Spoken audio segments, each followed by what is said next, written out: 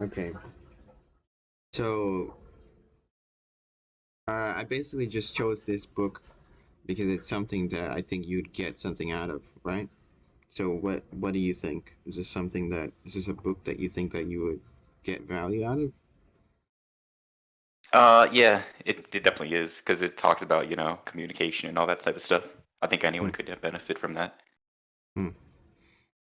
Jordan was talking about it before that he read this book in Latin, but he didn't really like the philosopher.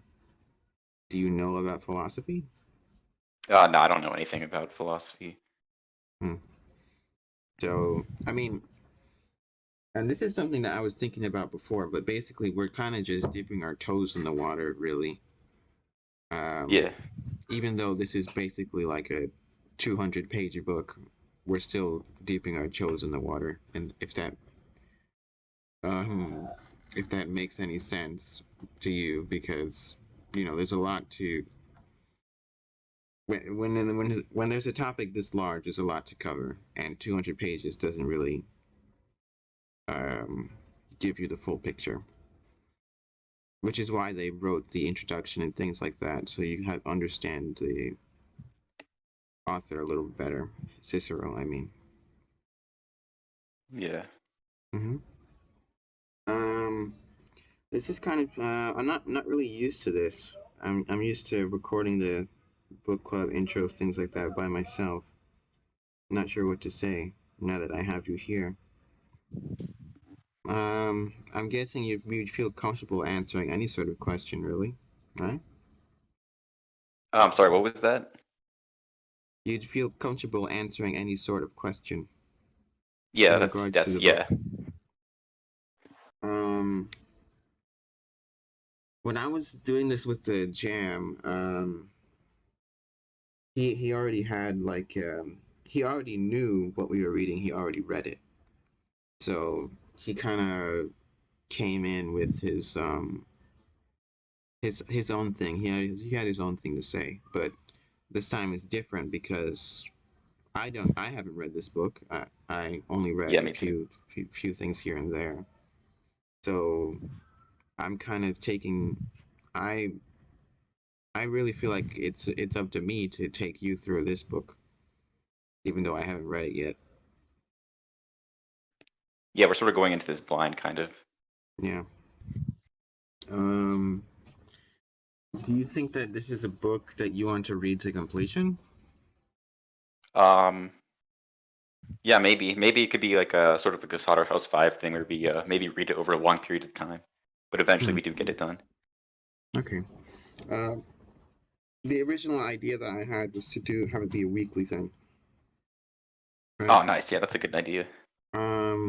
But if you miss a day, if you miss a week, don't feel too bad. Um, Oh, okay, word. yeah.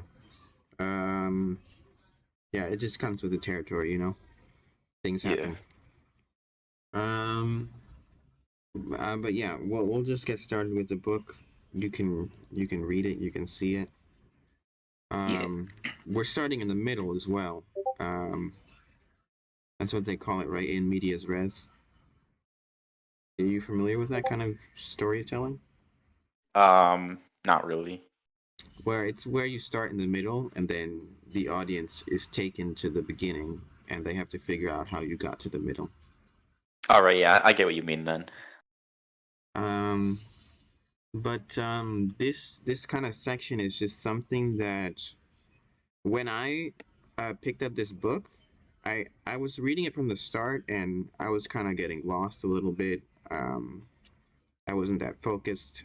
I was still a beginner reader, and I still am. But so I just went through the table of contents and I just went to the back and I started reading what was on the back. And this section kind of interested me, and this is part of the reason why I think this might be a good read is because I read this section already. Yeah. Mm-hmm. Um, but we'll go page by page. If you have anything to add, if I have anything to add, I'll say it after I'm done reading the page or after you're done reading a page, and then we'll just go like that. Yeah, Where we're just going page by page in that yeah, case. Yeah. In the All right, nice. past, I did have some difficulty reading with the jam, because I wasn't accustomed to reading for long periods of time, which is Yeah, normal for anyone. But I think I'll be able to handle it.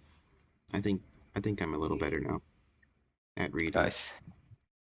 Okay, so it starts. Um, the value of imitating good models of speaking. In antiquity as today, the imitation of good models was considered an effective means of education. In fact, in Cicero's day, it was common for a young man to enter into a sort of apprenticeship called the tirocinum fori. Could you Google that? Could you Google Do tirocinum fori? you want me to? Yeah, I'll Google it real fast. Okay. During which he would be attached to a prominent citizen or statesman in order to observe his activity in the forum and in the courts. It was also important to choose good models in public speaking and to imitate their strengths while disregarding their weaknesses. And Antonius, the other chief character in De Orator, it's like a book, um, expounds on the use of good models of effective persuasion as he gives advice to his young proteges, Catullus, Su- Sulpicus, on this matter. Hmm. I think there's a saying. I have no idea what that means. You Googled it?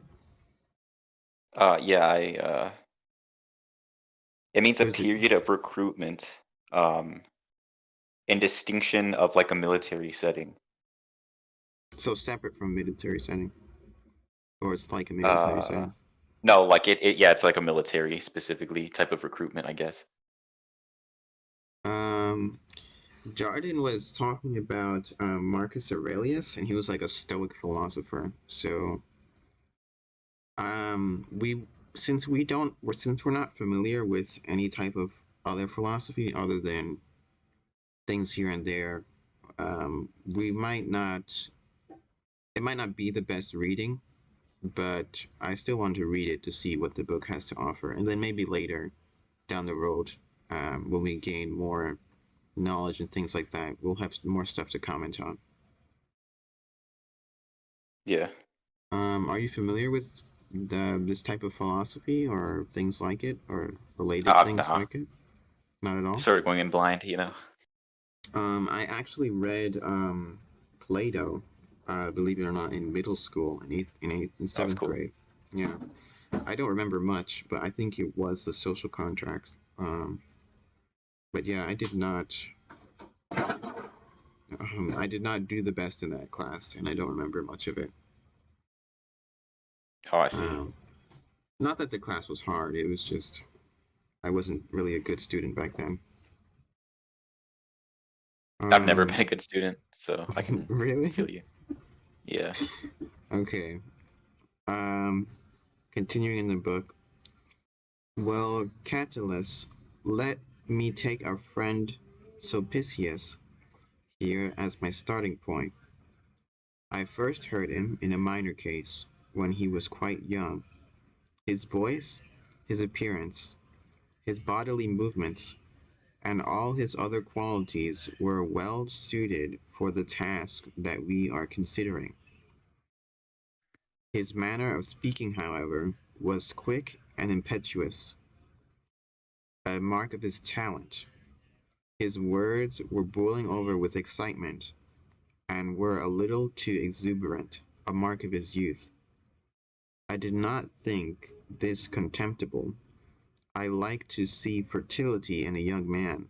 Hmm. Are you familiar with that word fertility? Yeah, I think he just means like youthful and energetic, like lively kind of in Let me this show you. context. Let me show you something. Are Okay. you familiar with this Yeah. word? I completely understand what you mean, Ellen. So true, my friend. So true. because people like to take it one way or another, but it's not what the word is. You know, it's not the spirit of the word.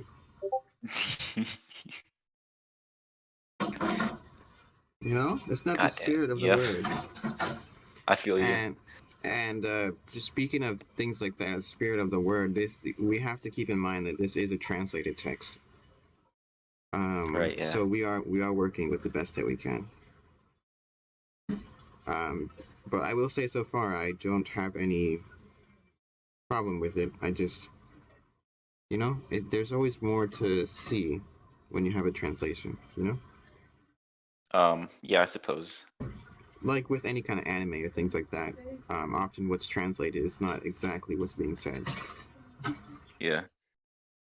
For as with vines, it is easier to check what has grown too abundantly than to produce new shoots by cultivation if the stalk is weak. Hmm. Likewise, in a Word. young man, I want to have something to prune away. For in a growth that has reached maturity too quickly, vitality cannot be long lived. I want to take my time reading the book. Um, oh, Yeah. wait, no, this is your part now. Yeah. Yeah. I immediately recognized his talent, and without losing any time, I encouraged him to take the forum as the school where he could learn, and to choose the teacher he preferred. But if he listened to my advice, it should be Lucius Crassus. The fellow jumped at my suggestion and assured me that this was what he was going to do, also adding out of courtesy, no doubt, that I too would be his teacher. Scarcely a year had passed from the time of the conversation in which I gave him this encouragement, when he prosecuted Gaius Norbanus, and I defended him. The difference that I noticed between the Sulpicius of that occasion and the one that I had seen the year before was incredible. It is absolutely true that his own natural abilities were leading him to that magnificent and splendid manner of Crassus. This would not, however, have enabled him to achieve sufficient results had he not aimed at this same goal by energetically imitating Crassus and developed the habit of speaking with all his thoughts and attention focused on him. And I guess we'll get more into it later as we read, but there is something I want to comment on. I'm just not sure how to say it yet. But I'll continue with the next part of the book. This then must be the first rule I give to the prospective orator. I will show him whom he should imitate. The next thing to be joined to this is practice, through which he must imitate and thus carefully reproduce his chosen model, but not in the way I have known many imitators to do. For people often direct their imitation to features that are easily copied, or even to all but faulty ones that happen to be conspicuous. Nothing is easier than to imitate the way someone dresses or stands or moves. And surely, if the model has some fault, it is no great thing to adopt that and to exhibit the same fault yourself. Um, yeah, you have anything to say about that? I do. Um, Um, I guess what's being conveyed here is that people tend to imitate the surface level, or yeah, I guess, yeah, like if you see somebody cool, you want to take their clothes, their look, things like that. But yeah, it's not really the spirit of it. yeah, And I think that's an interpretation we kind of have an easy way of making that interpretation because oftentimes that's how we're taught, right? To look like the cool person or things like that. right, Especially yeah, nowadays. That's what I'm trying to say. Um, but I think this is essentially that, but it's on a deeper, more philosophical level, I guess. True, yeah. So I guess the title of the book could also be "How to Be Cool" or how to win a girlfriend." Is that the title of the book? Perhaps. I think it's more about debate, but Well, it's kind of the way I see it, right? How to win an argument. It's kind of like how to win a word battle. yeah, So in order to win a word battle, you have to strengthen your mind at the mind gym, and that's what Cicero is saying here. You have to find a good trainer to train your brain muscle. All right. yeah, I got you. Um, let's see where I was. Like this Fufius, who is raving on in the state even now, after losing his voice, his oratory fails to achieve the vigor of Gaius Cambria, which the latter certainly possessed. While he does imitate his distorted mouth and his broad pronunciation, but Fufius did not know how to choose the most suitable model for himself. And the model he did choose, he wanted to imitate even in terms of his faults. Anyone who is going to do things properly must first be very careful in making his choice, and he must also devote all his attention to attaining those qualities of his approved model that are truly outstanding. Dot dot dot dot. It's your turn, and then we can start. Whoever then, We can start before all the right, next section. I got you. Whoever then wants to achieve some resemblance through imitation must pursue this goal by frequent and extensive practice, and particularly by writing. Our friend Sulpicius's language would be much more compact if he did this. As it is, it occasionally has a sort of luxuriance about it, as farmers say about grass when it is at the height of its growth, which should be grazed down by the pen. Hmm. Let me try to reread that again. Right, yeah.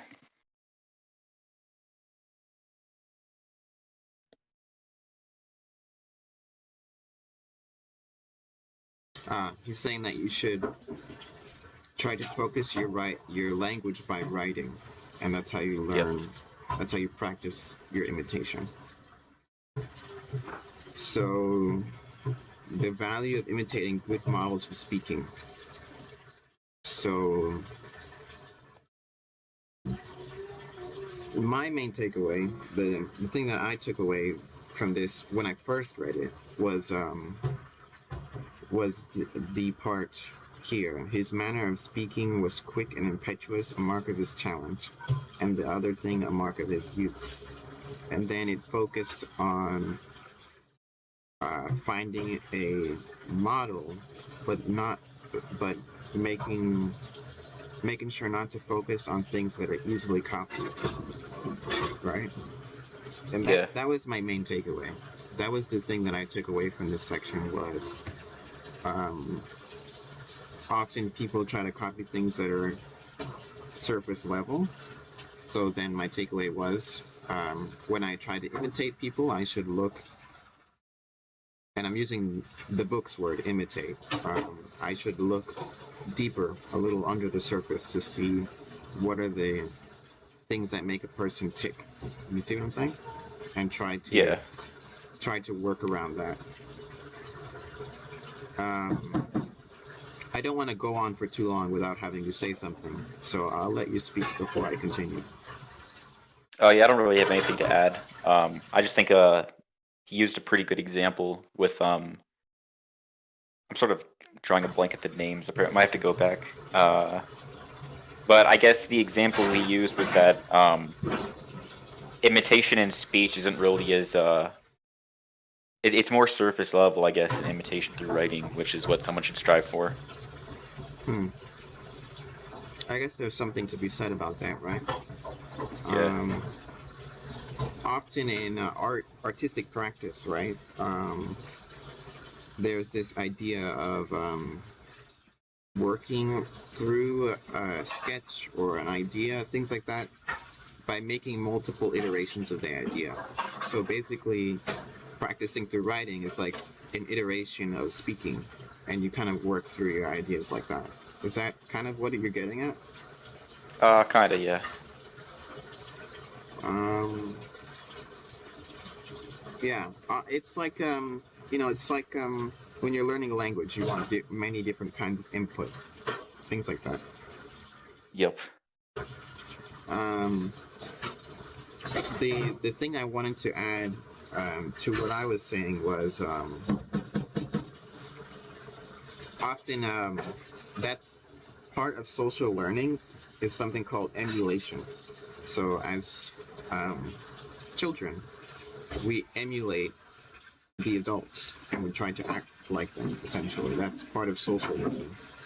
And I could go into more detail based on what I know, but I'm just giving you that summary. Would Yeah. you would you find that this is congruent with sort of I'm forgetting the word. Um, there's a word for it like human cultural studies. I think it's like APO, um, APO, something like that. I'm forgetting the word. Would you say that that's congruent with human cultural studies? I guess that's my question. Um. Yeah, I guess so. Like, were you talking about like kids mimicking their parents? Yeah, kind of like that. Oh yeah. Um, I'm for, I'm forgetting the word. That's literally the thing that I'm trying to talk about. Um, I think it starts like APO, APO. No, I literally had a textbook about this that I read. Um,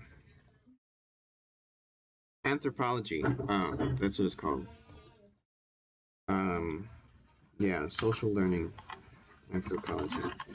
I guess I'll get back to you on that if I ever do look into it, Emerardo. Oh right. Um, but yeah, we'll just move on to the next section. Obviously, there is a lot to say, but we can't say everything, and we're sort of leaving things open for the reader. That's the point of the book club, essentially, is to let people dive into the material themselves. Yeah. I guess I'll just read the next little Yeah, italicized portion then. yeah, go ahead. The value of writing to prepare for effective speaking. The importance of learning to write clearly and cogently is well recognized in educational circles today. Increasing numbers, too, are acknowledging the importance of effective verbal communication as an important skill to be imparted to our students entering the world. The link between good speaking and good writing, while not readily apparent to some, was certainly clear to Cicero, as mentioned earlier.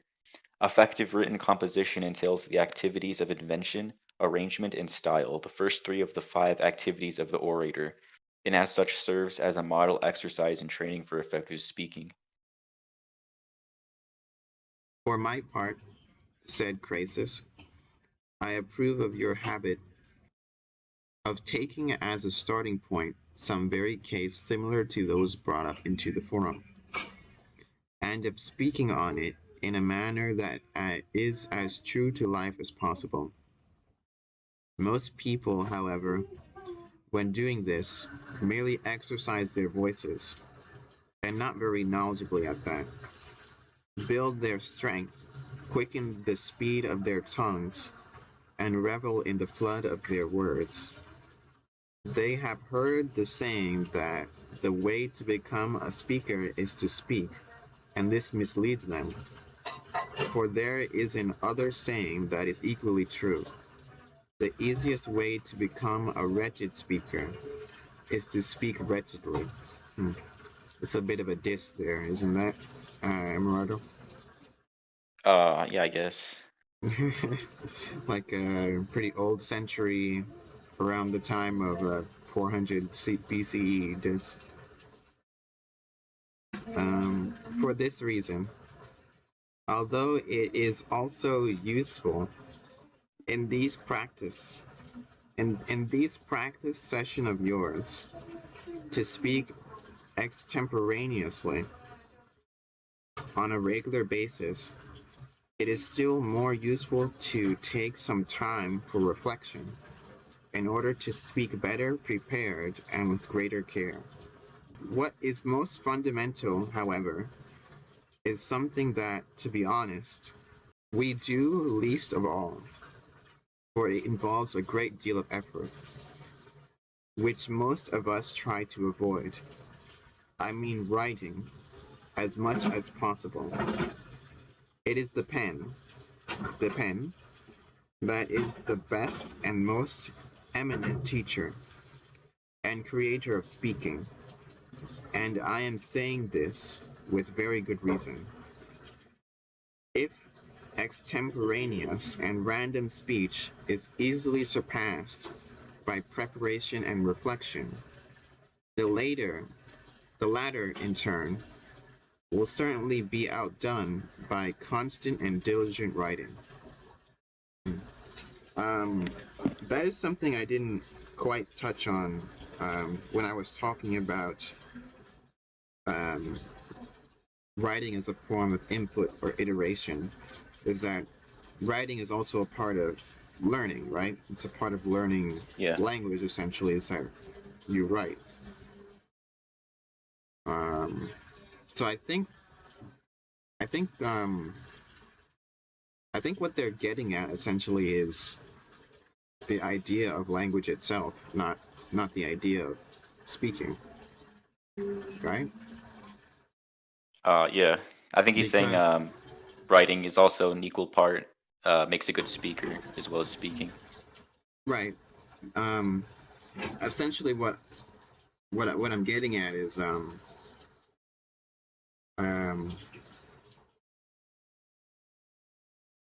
I I think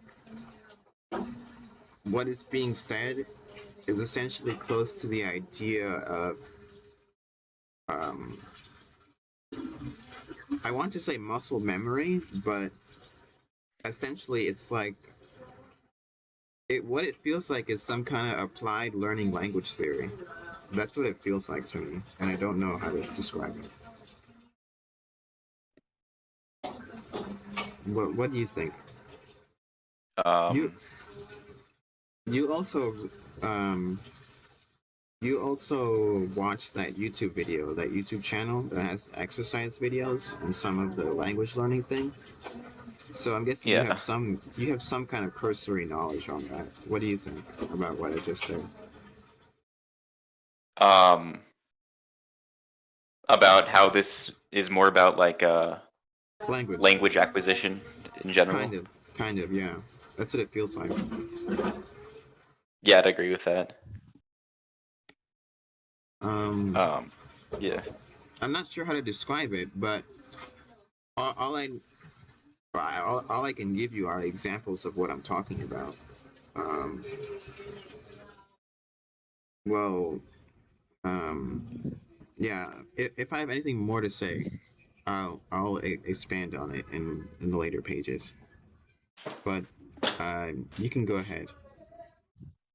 Or It yeah. starts as for as we investigate. For as we investigate the matter and consider it with all of our powers of discernment, all commonplace, all commonplaces, at least as far as they are inherent in the subject on which we are writing, those provided by the art as well as those provided in a way by natural ability and intelligence, occur to us, revealing themselves to our minds. All the thoughts and all the words that are most appropriate to each type of subject, and that are most clear and brilliant, cannot help but pass under the point of our pen, one after the other.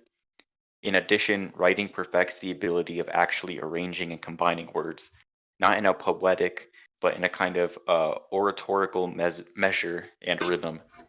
These are the things that when a good orator shouts of approval and admiration, and no one will master them unless he has written long and written much, even if he has trained himself ever so vigorously in those extemporaneous speeches. Also, whoever comes to oratory after much practice in writing brings this ability along. Even when he is improvising, what he says will still turn out to resemble a written text. And what is more, should he take a piece of text with him when he is going to speak, once he has stopped following this, the remainder of his speech will continue to resemble it.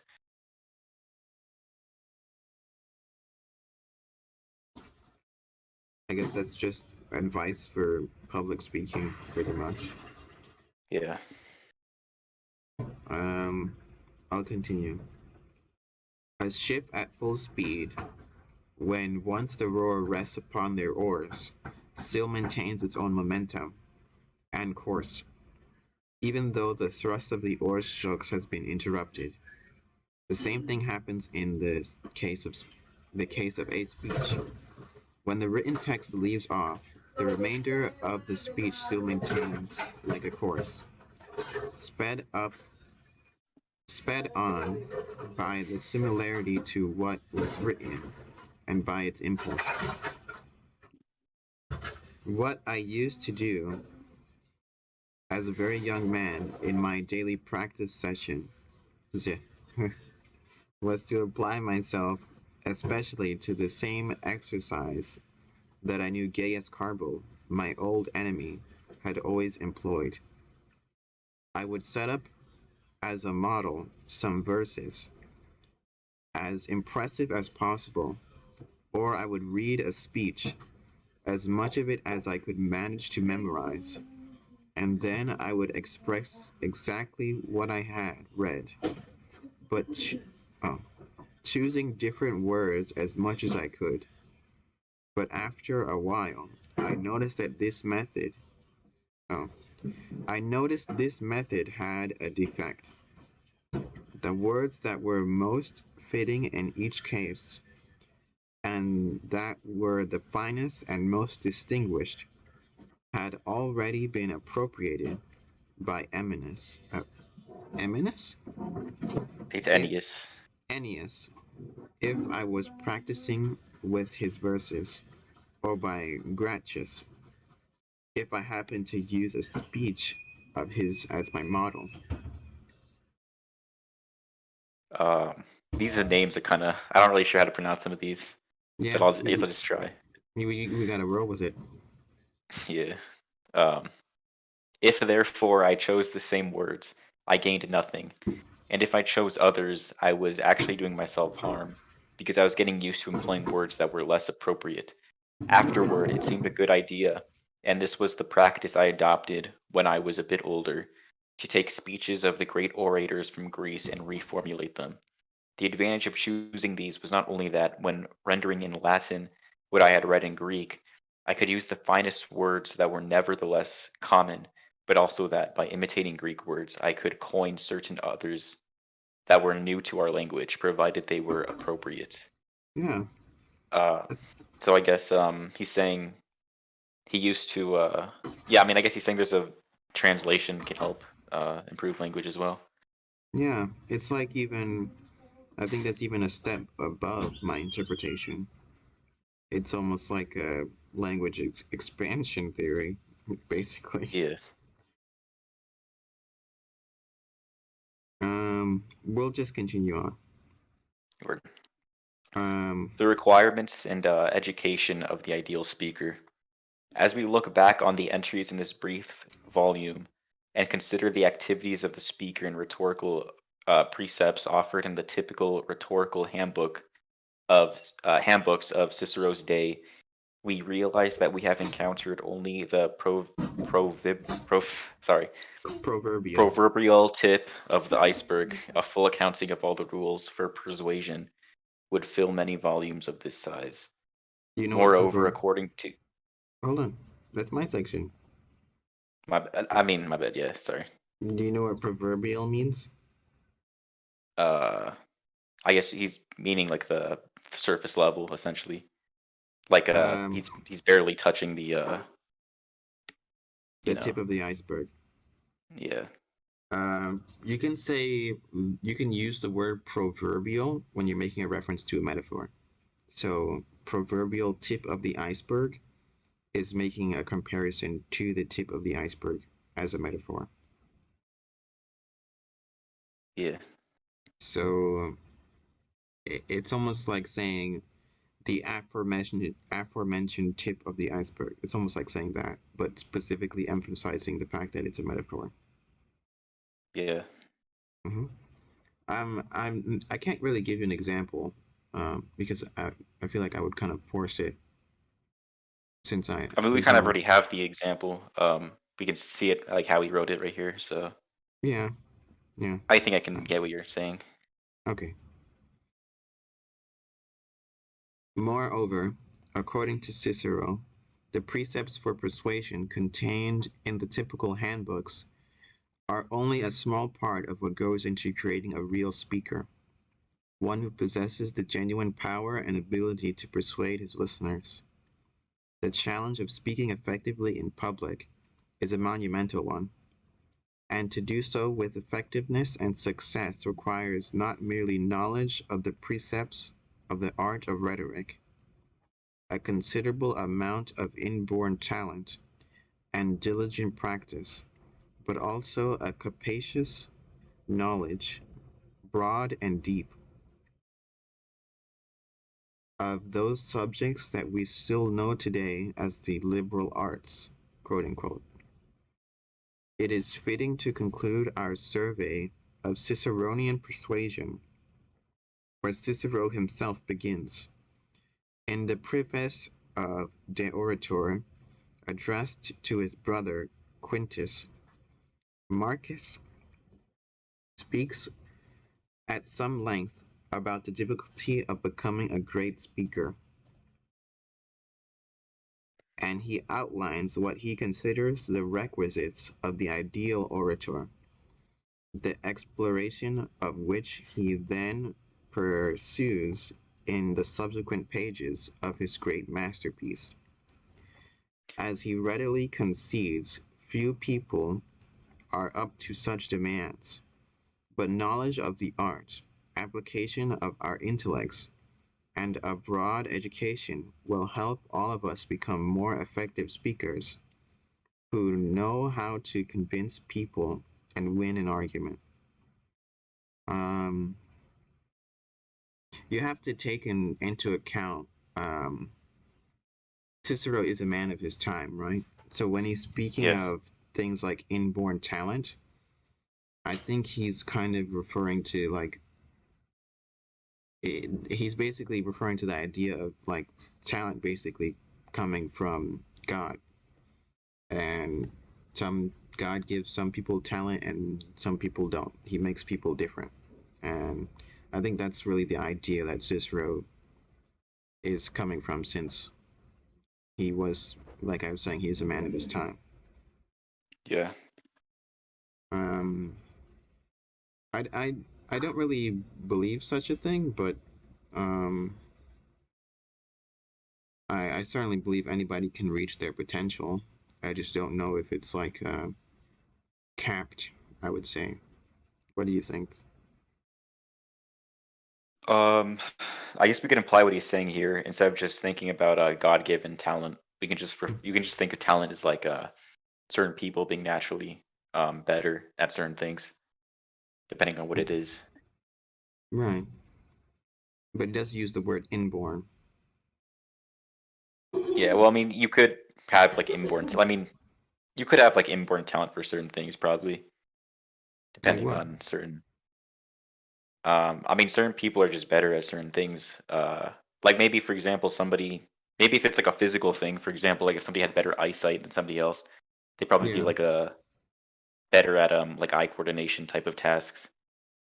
Yeah, but Um, you wouldn't really say somebody is has an inborn talent for playing the piano, for example.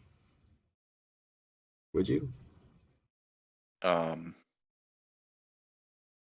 I mean, maybe. I mean, people's minds are different, so maybe something could click with somebody like a little bit better. I'm not really sure. I think with But it's our probably more about a learned thing yeah, with our than modern inborn. with our modern understanding of um, things like that, I think it's easier to say if somebody has a inborn talent for, like what you said, hand-eye coordination or things like that, or maybe lung capacity, so that would make them a better swimmer, but not necessarily the things themselves, but the things that are related to human potential and the sensory things like that. Yeah. You wouldn't say that somebody who has a broader range of color eyesight is going to be a better painter, right? You see what I mean? Yeah, I get you. And I think that Cicero is more willing to say that there are certain people who are better at painters, not that everyone could become a painter if they applied themselves. Yeah. You know what I mean? I think that's really the idea. Obviously, I don't know. I haven't done much research on Cicero. This is my assumption. Um, Word, yeah. but I'll try to keep an open mind. I am interested in reading the book. Um, I think I left off here, didn't I? I Or did think I? it's my turn to read the from my part Okay. at 128. Um, for my part, whenever I reflect upon the greatest and most gifted men, it always seems that the following question requires an answer. Why have more people come forward to distinguish themselves in every other art than in oratory? Turn your thoughts and attention where you will, and you see a great many who excel in each kind of endeavor, not merely in the minor arts, but in those we might call the most important. For instance, should anyone choose to evaluate the knowledge of illustrious men in terms of the usefulness or importance of their accomplishments, would he not grant precedence to the general over the orator? Yet there is no doubt that even from our state alone, we could produce an almost endless list of absolutely outstanding leaders in war, but could name barely a few who have excelled in oratory. Furthermore, many have emerged who have the ability to guide and steer the state by wisdom and counsel, many in our own memory, more in our fathers, and even more in our ancestors. Whereas for quite a long time, there were no good speakers at all. An entire generation scarcely produced even a tolerable one. But some perhaps think that this art of oratory should be compared with other pursuits, namely those involved with Arbit. abstruse branches. Oh, my bad. No, no, no, no, Right, it's yeah. fine. Um, of study, and with varied and extensive reading, rather than with the qualities of the general or the wisdom of the good senator. Uh, yeah, Hmm. I guess I'll go with the next section. I'm not sure what to say about that.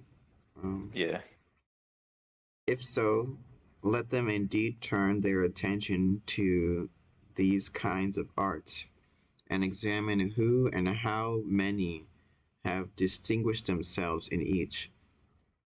In this way, they will quite easily infer how very small the number of orators is and always has been.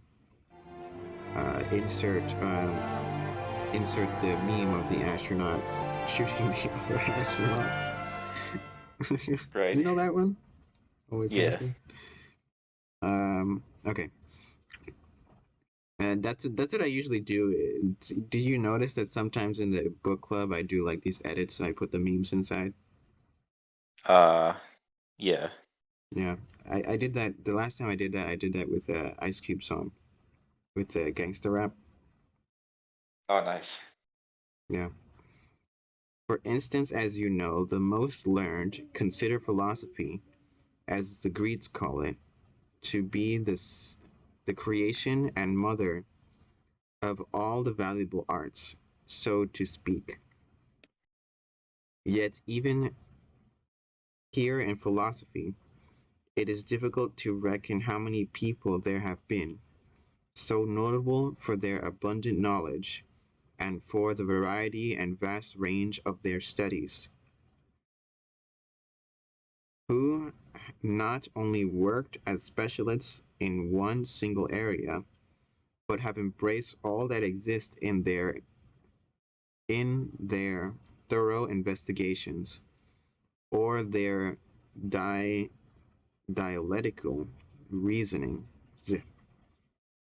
We all know how obscure the subjects handled by the so-called mathematicians are, and how abstruse, complex, and exact is the art which they deal. Yet, even in this area, so many geniuses have emerged that almost no one who has devoted his energies to mastering it appears to have been unsuccessful. Um, I guess I'll just stop there. I'm not really Yeah. sure what this comparison to mathematicians are. I don't get I it. think he's saying that mathematicians are more I don't know. I guess he's Specialized? saying that they're more successful, or at least they're considered more successful than orators are, Hmm. because he says so many geniuses have emerged that it appears as if nobody who has devoted their energy has been unsuccessful. I guess he's saying Hmm. the field of math is I don't know, honestly, to be I honest. yeah. I don't get it. Hmm. Yeah. We really You want need me to to just sort keep of reading? yeah yeah. Oh yeah. I guess I'll come back to it if I get it. Yeah. As As to oh my bad. yeah. Go ahead. Go ahead. As to the theory of music and the study of language and literature so popular nowadays, the profession of the so-called grammarians, has anyone really dedicated himself to them without managing to acquire enough knowledge to cover the complete, almost infinite range of material of those arts? I think I'm justified in saying that, of all those who have been involved in the pursuit and study of the truly noble arts, the smallest contingent to emerge has been that of outstanding poets and speakers. Yet again, if you look at this group where excellence is so very rare and are willing to make a careful selection, both from our number and from that of the Greeks, you will find that there have been far fewer good orators than good poets. This fact is all the more amazing when we realize that the study of the other arts draws, as a rule, upon abstruse and hidden sources, whereas all the procedures of oratory lie within everyone's reach and are concerned with everyday experience and with human nature and speech. This means that in the other arts, the highest achievement is precisely that which is most remote from what the And then uninitiated can understand and perceive, whereas in oratory, it is the worst possible faults to deviate from the ordinary mode of speaking and the generally accepted way of looking at things. So I guess what he was saying earlier is that not that many people have really devoted themselves to mastering oral speech in comparison to other fields. even though oral speech is more widely available, that's what he's saying, right? Yeah, I guess this is like his own commentary, Cicero's own commentary. That's what it feels like. yeah, One cannot even truly maintain that more people dedicate themselves to the other arts, or that are those who do are motivated to master them because these offer more pleasure or riches or or richer hopes or greater rewards.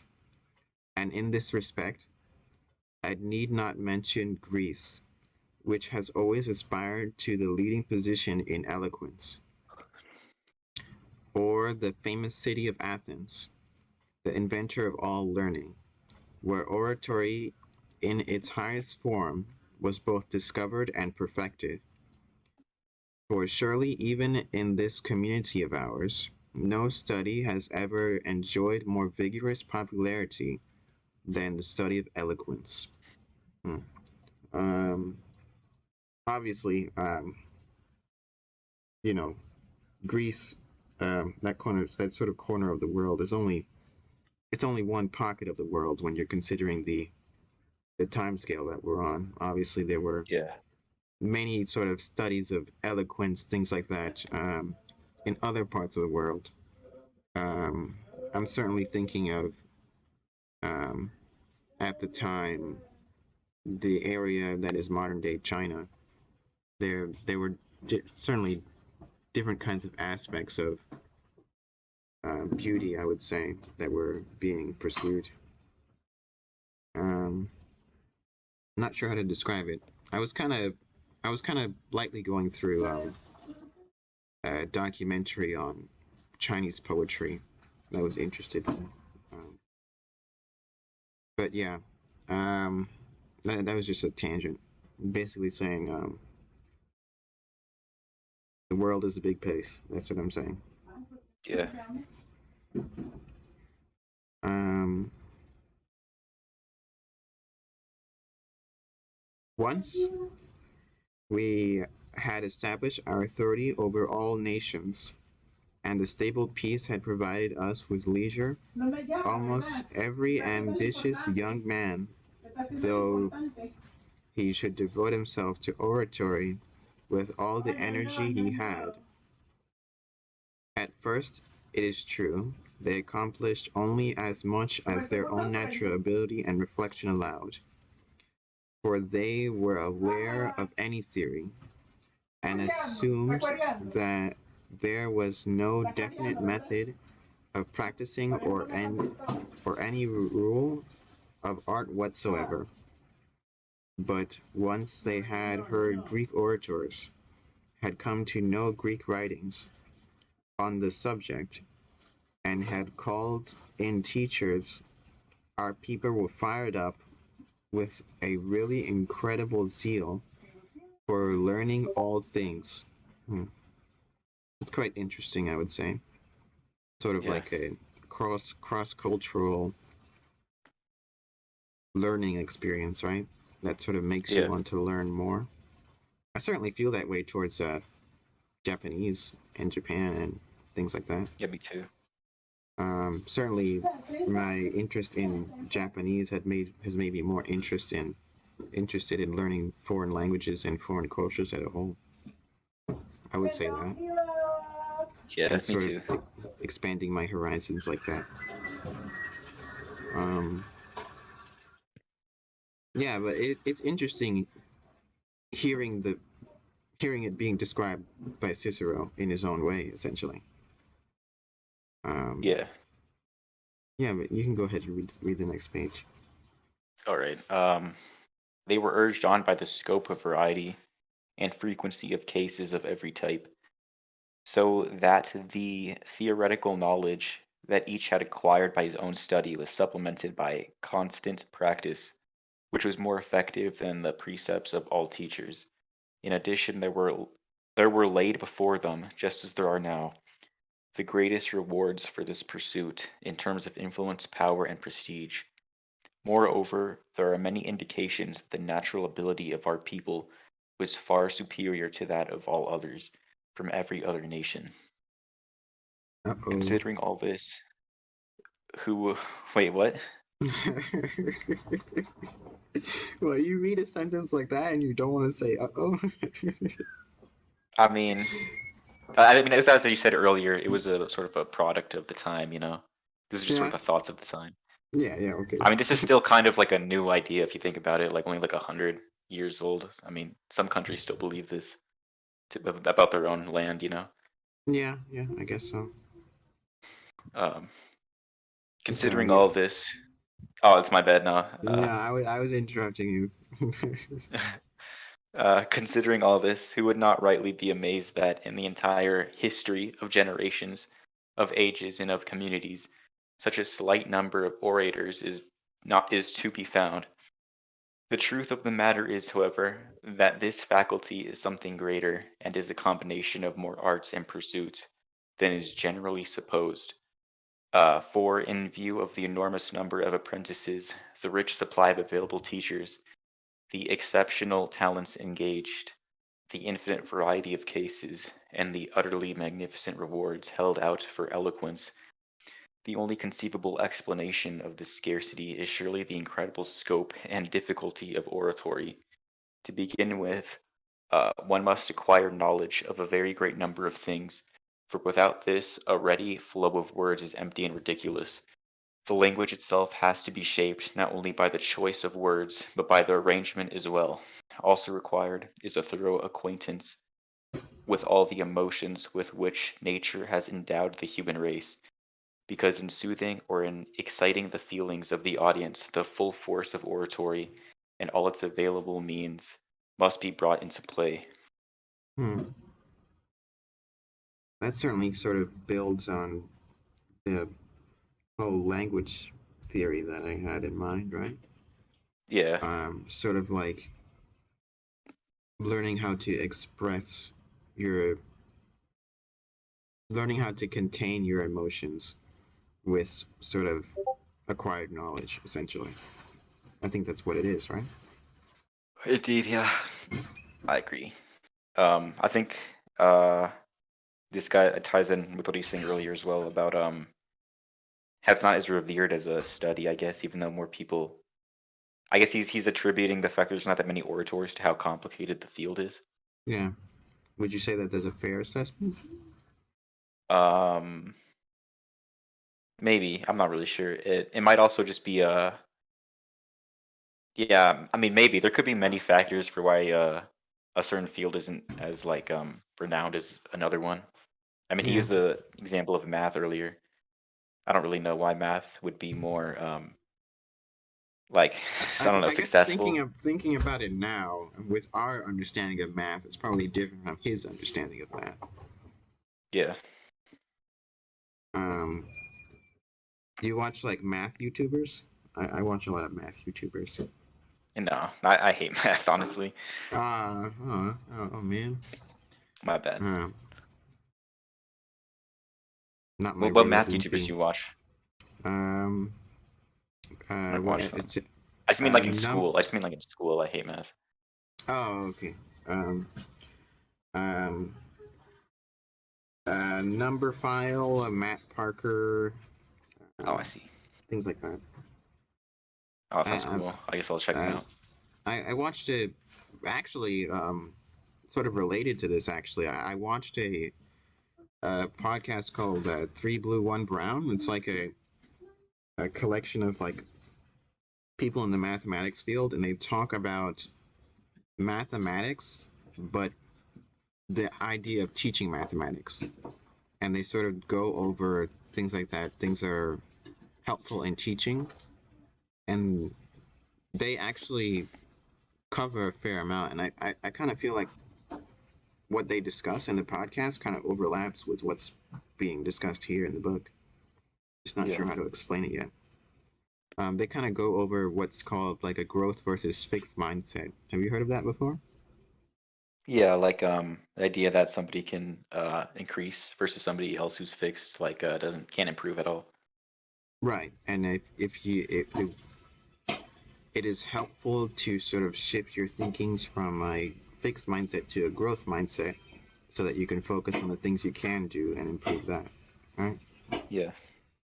Um, I think that's sort of related to Cicero's idea of um, needing talent, talent as being part of a good orator, right? Yeah. Um, let's see. In addition, it is essential to possess a certain esprit and humor, the culture that befits a gentleman, and an ability to be quick and concise in rebuttal as well as attack, combined with refinement, grace, and urbanity. Urbanity? I Or don't know what that means, sort of but like I can assume urban? it probably just means like peaceful or graceful. What he said earlier. Yeah. Moreover, one must know the whole past with its storehouse of examples and precedents, nor should one fail to master statutes and the civil law. Surely I don't need to add anything about delivery. This must be regulated by the movement of the body, by gesture, by facial expression, and by inflection of varying the voice. Just how much just how much effort this requires Let me read that again. Just how much effort this requires, even by itself, is indicated by the trivial art of actors on the stage. For although every one of them strives to regulate his facial expressions, voice, and movement, we all know how really few actors there are, and have been, whom we can watch without irritation. What was that about? Like what you read. Yeah, what was the actor thing? Like, Um, or being an orator is like being an actor? You have to control your body and your gesture and things like that? Just how uh, much effort this requires is indicated by the trivial art of actors on a stage.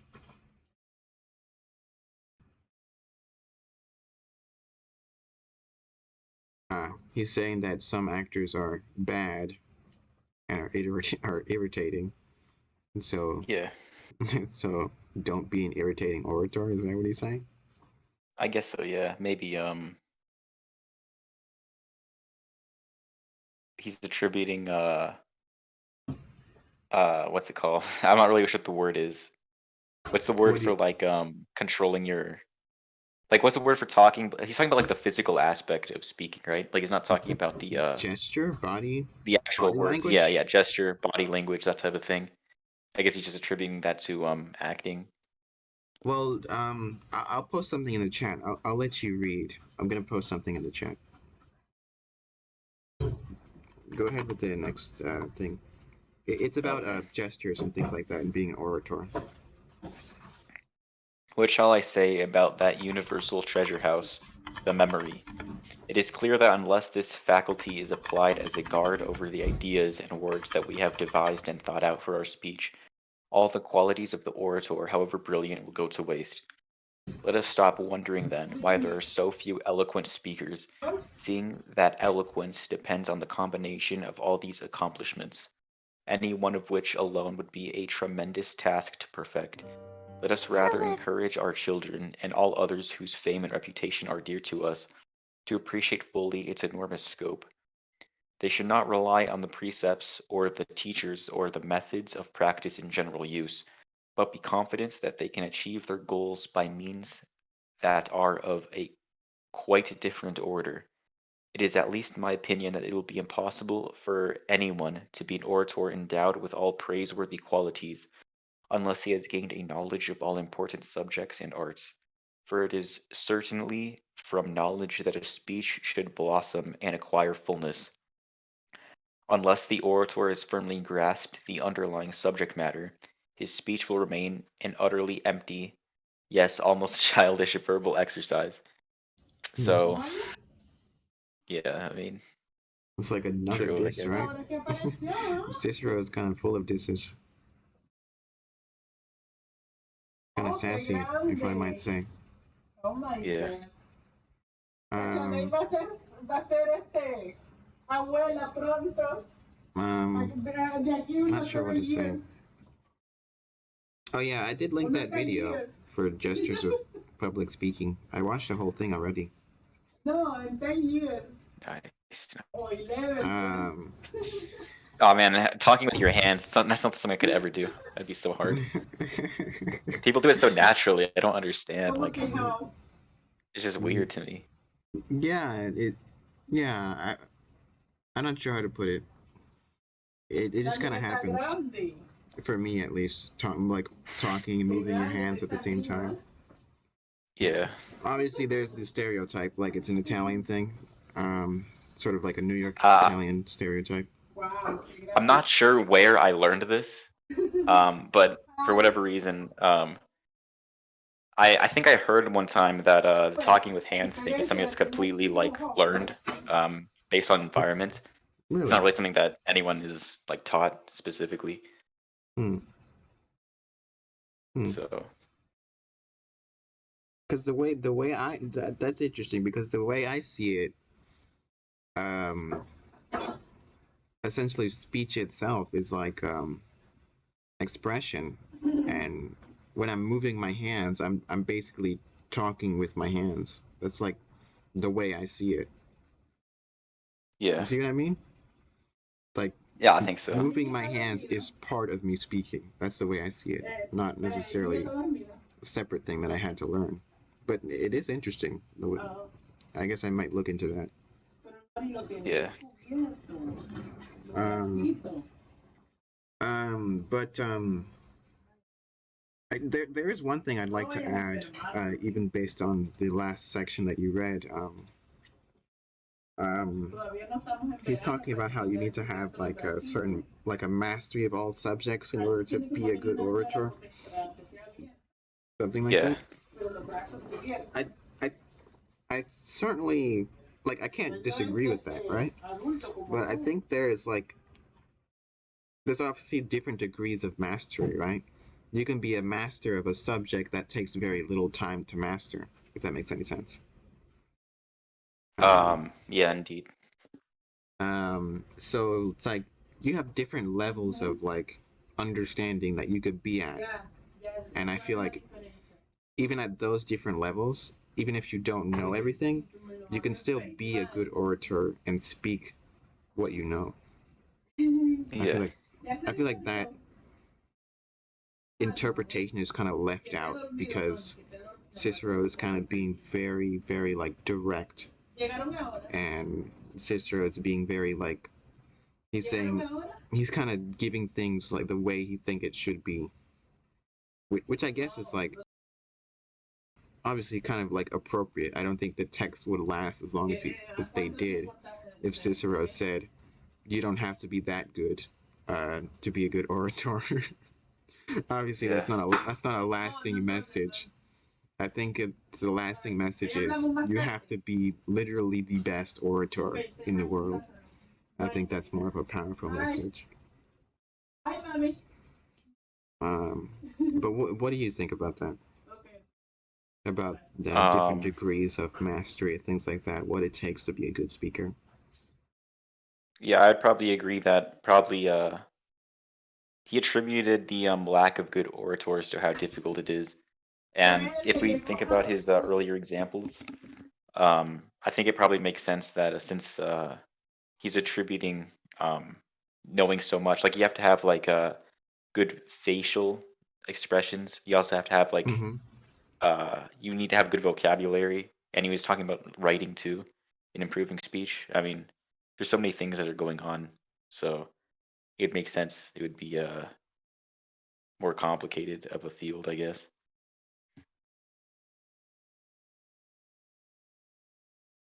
Oh, my bad. Wait, what part did I cut out at? I didn't really have anything to say, to be honest. I was sort of rambling. Uh,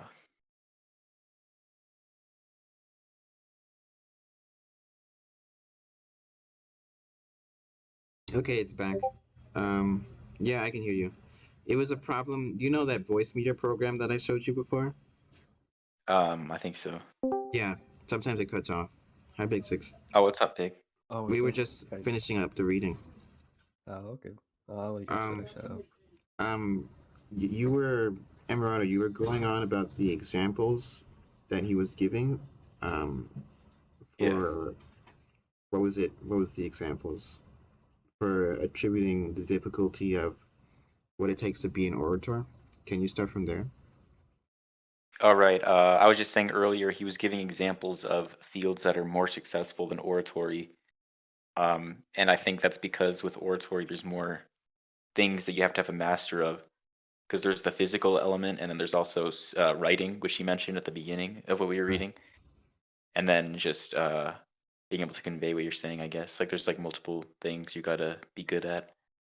Hmm. So it's not that And simple, probably, to yeah, be a and I think from Cicero's perspective, he sort of sees being an orator as like a crowning human achievement, right? It's like maximum yeah, human potential. That's kind of how he yeah, sees it. Um, yeah. So I guess that sort of answers the question, right? How to win an argument? You have to become a good orator. yeah. So I guess the rest of the book will kind of get into that. What do you think about that? Are you ready to read the rest of the book when we get to it? Well, this is like the middle of the book, right? So this is probably Yeah. just like a small part of the like. This is probably like a general aspect of the more specific element of argument, I guess. Hmm. That's what I would Yeah. assume, probably. Let me see. I'm gonna skim through the table of contents. Yo, Big, you still there or not? No, I'm still here. Yo, I what's like. up? No, what's up, man? What's up, Big? I got a girlfriend. You saw that? What? Yeah. What? What? Wait. April Oh, Fools. Oh come on! man, he got us good. He got Don't us do good, man. that to me. I did that like 1 in the morning, like today, and then I got up and I at like noon I said April Fools. Okay, but is this really a joke on us, or is this a joke on yourself, Big? That's the truth. So, anyways, So how you been, I've bro? been You see busy. Larry have a mental breakdown on his Oh, server. dude, that was fucking. I think it's funny that he's like, oh, but like You guys treat Jardar's me in like it, a and lol cow. it's like, dude, everybody does, and it's like, oh, it's Jardar's fault. Like, I get like he doesn't want Jardar in his server, which is like fine, I guess. You know, it's like, but he did have to make a big deal and be like a big baby about it. Yeah, He bro. could have Ghetto been like, Ian. Ghetto Ian is in the group chat. The real Ghetto Ian. what group chat? The group chat we were like adding a Lewis to over and over again. Oh, I left that one because I saw it was in there and I didn't want to be in Oh, my there. bad. You can leave it again if you want. I just wanted to show you Ghetto Ian. The real Ghetto Ian is in there. Let me see these messages. Oh, there's like some messages in the chat. I was like, what kind of messages? Because you were like Larry was talking about what messages or something. You guys be setting in this. Espérate que le voy a firmar housing. Oh yeah, I forgot. Oh, the pain of regret is sharp and deep as I realize the depth of my deeds. Tranquilo, That's a tranquilo. funny message. Sean funny as well. But Oh my Emerardo, god, that's a Oh yeah, a what's up, funny I Alex? guess message. I guess we could end the recording here. I Yeah. will say though that it is a Latin text. The book is originally in Latin. It's been translated from Latin. Yeah. There's actually a whole section in the book that has the entire book in Latin. That's why the book is so big. Oh, that probably makes sense. Yeah. But thanks for joining me. Yeah. Oh yeah, no problem. It's fun to read that. Mm-hmm.